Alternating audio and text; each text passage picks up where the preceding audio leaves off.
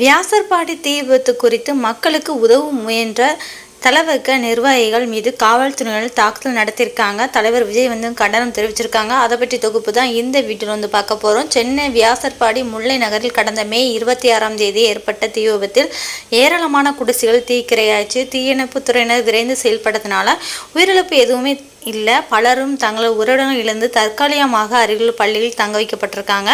இந்த சூழலில் தான் தீ விபத்தில் பாதிக்கப்பட்ட மக்களுக்கு உடை, போர்வை, பாய், உணவு உள்ளிட்ட அத்தியாவசிய பொருட்களை வழங்க தமிழக வெற்றி கழக உறுப்பினர்கள் அங்கு சென்றிருக்காங்க. மக்கள் தங்களாகவே வரிசையில் நின்று உதவிகளை பெற்று கொண்டுள்ளனர். ஆனால் இந்நிலையில் காவல்துறையினர் திடீரென தலையிட்டு தலைவர்க நிர்வாகிகளை உதவி வழங்க வேண்டும் என்று தடுக்க முயன்றிருக்காங்க. இதற்கு பதிலளித்து மாவட்ட செயற்குழு உறுப்பினர் கங்காவதி, உதவி ஏன் தடுக்கிறீங்க என்று கேள்வி எழுப்ப போலீசார் அவருக்கு எதிராக வன்முறை செலுத்தியிருக்காங்க. அவர் வயிற்றில் பூட்ஸ் காலர் எட்டு உதச்சி அவரை கீழே தள்ளியதாகவும் மகளிரணி சேர்ந்த தமிழ்ச்சொல்லின் ஆடை இழுத்து அவமறையை செய்ததாகவும் குற்றச்சாட்டப்பட்டிருக்கு. காயமடைந்த இருவரும் ஸ்டாலின் அரசு மருத்துவமனையில் சிகிச்சைக்காக அனுமதிக்கப்பட்டிருக்காங்க. தகவலறிந்த தலைவர் விஜய் இந்த சம்பவத்தை தனது எக்ஸ் தளத்தில் பதிவிட்டிருக்காங்க.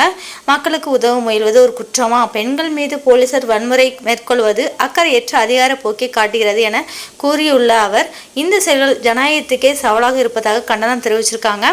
மக்களுக்காக உதவ முனைவது சட்ட விரோதமாகிறதவா? காவல்துறை ஏன் இப்படி செய்கிறது என கடுமையான கேள்வி எழுப்பியிருக்காங்க. மேலும் பெண்களுக்கு பாதுகாப்பு வழங்குவதாக வாக்குறுதி அளித்து வந்த ஆட்சி இன்று அவர்களை வழியில் இழுத்து தள்ளும் நிலைக்கு கொண்டு வந்து விட்டது. இது ஒரு காட்டு மிராண்டித்தன ஆட்சி அப்படின்னு சொல்லியிருக்காங்க. முதலமைச்சர் மு.க.ஸ்டாலின் தலைமையிலான அரசின் போக்கு மக்களுக்கு எதிரானதாக இருப்பதை இந்த சம்பவம் தெளிவாக காட்டுது. காவல்துறையின் அத்துமீறலுக்கு உடனே நடவடிக்கை எடுக்க வேண்டும் அவர் வலியுறுத்தியிருக்காங்க.